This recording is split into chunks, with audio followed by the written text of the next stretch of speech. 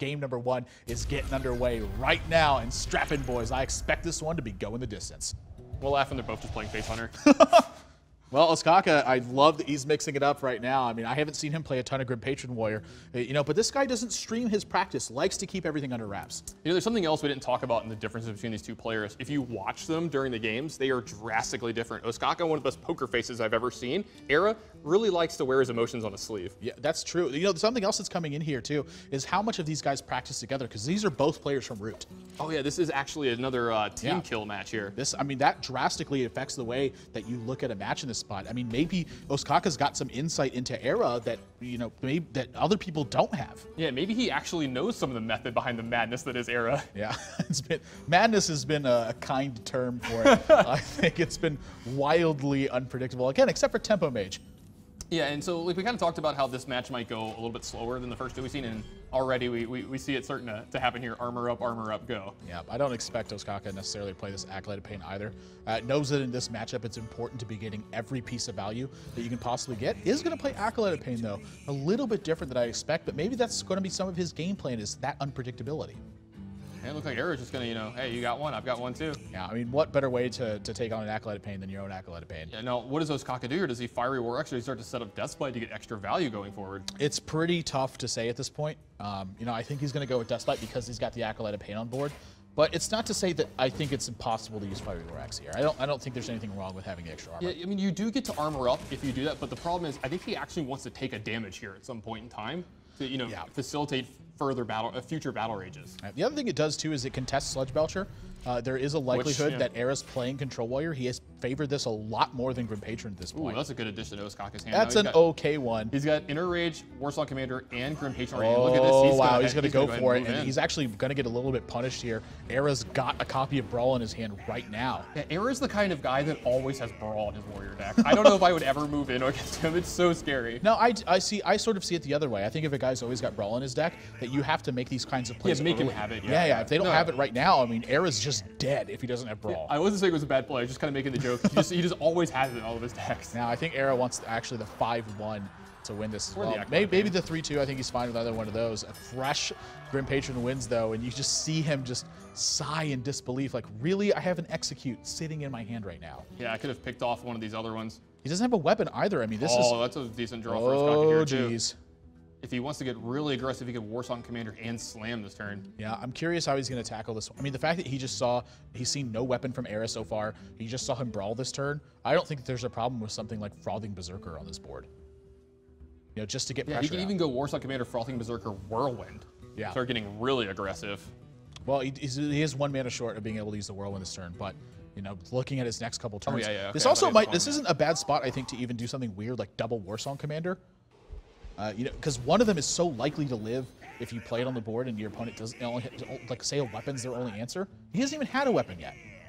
Yeah, I guess that's kind of true. I mean, I don't love the play, but I see your reasoning behind it for sure. Yeah, so this is now a turn for ErA to really try to get something done here. Yeah, he's got 10 cards in his hand, I believe, as well, so he needs to get something done. Shield Maiden Coin Shield Slam is not bad, but do you Shield Slam the Warsong Commander or do you Shield Slam a Grim Patron? I think you have to Shield Slam the Warsong Commander here. It's the card that leads you to losing the most from this position, I believe. Yeah, I think so as well. It's just such a scary minion to leave on board. Yeah, I mean, it is the facilitator, you know what I mean? It's like the gas that gets the car running in this deck. It certainly is. Well, he's going to Shield Slam a Grim Patron, though, so a little bit of a dangerous proposition. But, Ostkaka's only got a 3-1 Grim Patron on board. I mean, how much more can he have in the tank? Yeah, I mean, really, how much more can he have? He could have double Frothing Berserker and another Warsong Commander. Well, it's semantics. Yeah. So, yeah, I think we might see a Frothing Berserker actually come out here this turn. I don't know if we'll see both of them because, he has to take care of the Shield Maiden, and you could do something like Fiery War Axe and some other stuff going forward, but I think you might see Ostkaka try to start pushing through a good bit of damage here this turn. He's got to get something done, and frankly, it needs to be done sooner rather than later. He's got no way to draw cards right now. He doesn't have any way to generate, kind of virtual card advantage. Can't activate Grim Patrons anymore. Yeah, plus, I mean, if he gets everything in his board answered, it's not like he's a long way from trying to win again. He still has a ton of the pieces in his hand. He has another Warsong Commander, he has another Frothing Berserker. He could really get moving forward from there. Whatever he does, he needs to start doing it soon. These animations take a while in this deck. Yeah, this is a tough turn. We see him go in the full distance. He's just going to go defensive, it looks like. That looks like offense to me. That is a lot of damage that he's pushing. Wow, just straight upstairs. Doesn't have any qualms with the Shield Maiden at all. Yeah, I thought he was going to take care of the Shield Yeah, Maiden. I think a lot of this is kind of a nod to the way his hand is constructed right now. He just wants to put ErA in an uncomfortable spot and then look to burst him out of the game. ErA's got a pretty good turn here, though. Yeah, he's going to take complete control of this game right here. Cruel Taskmaster going to clean up the Warsong Commander. I'm sorry, the Grim Patron. The Shield Maiden going to clean up the Warsong Commander and then get Sludge Belcher back behind this. Yeah, this feels like just a great turn from ErA here. I mean, how do you actually lose after this board position? Actually isn't even concerned with the 3-1. Knows it can't trigger. Why deal with it? Yeah, I mean, if Ostkaka didn't do anything with it, you know, last turn, which, I mean, honestly, what can he do? There's really nothing in his deck that he can do with this. So this is a spot where Ostkaka's really got to think through everything now because this one's starting to slip away. If ErA establishes this board spot. Yeah, it's not just starting to slip away. ErA's going to start pushing a ton of damage here really soon as well. And this Armorsmith hiding behind the Sludge Belcher is no joke either. ErA's going to start getting upwards of 30 soon. Yeah, I mean, the armor, this is one of the best positions I think that he could find himself in, is sitting behind a Sludge Belcher with an Armorsmith on the table. Yeah, absolutely. That's the dream against any deck that's actually just trying to beat you down normally. Yeah.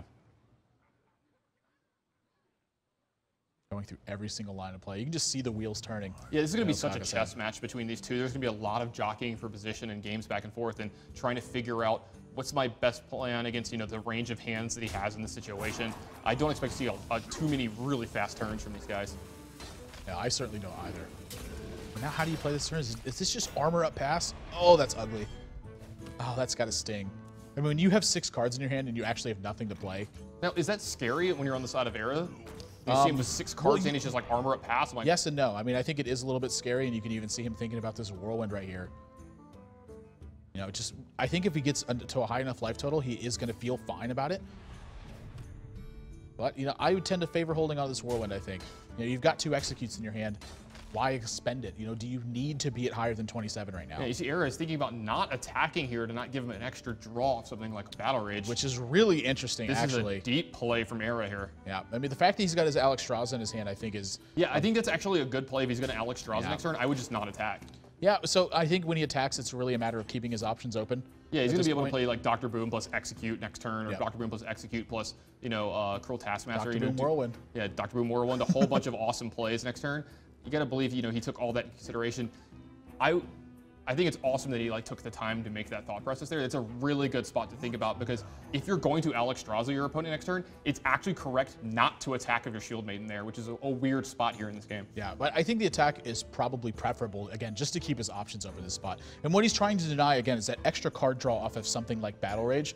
It's those little tiny things that separate players from, you know, from a good player and a great player is that little. Oh yeah, I 100% agree. Like, let's say the Dr. Boom wasn't in his hand. Let's say, you know, his hand was just Alex Strauss and these removal spells. I think you see him not attack there. Yeah, I think it's a very high possibility. You know, Ostkaka has continued to use his mana terribly in these last couple turns. Has floated back-to-back 6 and 5 mana. And with that Grom draw... When you draw the Grom and you already have the Whirlwind and the when you already have the Whirlwind and the Cruel Taskmaster in your hand, you might see him get a little aggressive. And you're sitting behind a Sludge Belcher, and you have an Armorsmith, and you're going to be able to deal 8 points of damage. I'm sorry, 9 points of damage after the Alex Strauss. And your opponent hasn't done anything. He might not even need to. Again, just Dr. Boom is going to be more than enough pressure to really stick stuff to the board here. I mean, you might see a Whirlwind this turn. Yeah, that's exactly what he's going to do too. Just get the extra damage in from the boom bots, get 6 extra armor off this. I love how aggressively ErA's playing this defensive strategy. Yep. There's 6 points of damage coming in. From them, yeah. I mean, this is all but done for Ostkaka now. Not only does he have to get above 12, but he has to figure out a way to get like damage in or get above his life. He has to take care of too much stuff. And this is a byproduct of those last 2 turns being dreadful. Now, Grim Patron, not a bad draw here, but I think it's going to be a little too late here.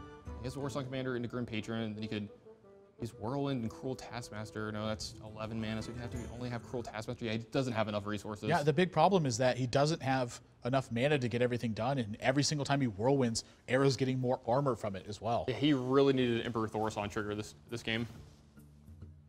You know, unable to find that card makes a big difference. Going to try his hardest, but at the end of the day, just not going to be enough. Yeah, these 2 Grim Patrons aren't going to be able to do enough here. I mean, he's going to be able to make another one off of the Sludge Belcher slime and then attack the Shield Maiden here. and not be, you know, dead on board, but Grom's going to come in and clean all this up. Yeah. The fact that he can't get above 12 is really the big story here. Yeah. ErA has had some pretty interesting Grom wins so far. Yeah.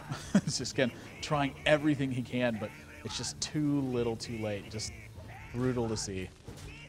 Does clean the board up very nicely. You know, if ErA didn't have anything back behind this, he'd be sitting in a great position, but doesn't even need to call Taskmaster the Grom. I love this turn from Ostkaka. What a turn, finding the only line that can keep him in this game. Yeah, ErA just going to deal the little 4 points of damage with Grom. It's not every day you see baby Grom come in and clean things up. He attacked Dog with a 4-point Grom, I think something like 4 or 5 times in one game. Well, he got that off a Death Lord on turn 4 as well. A very different story here.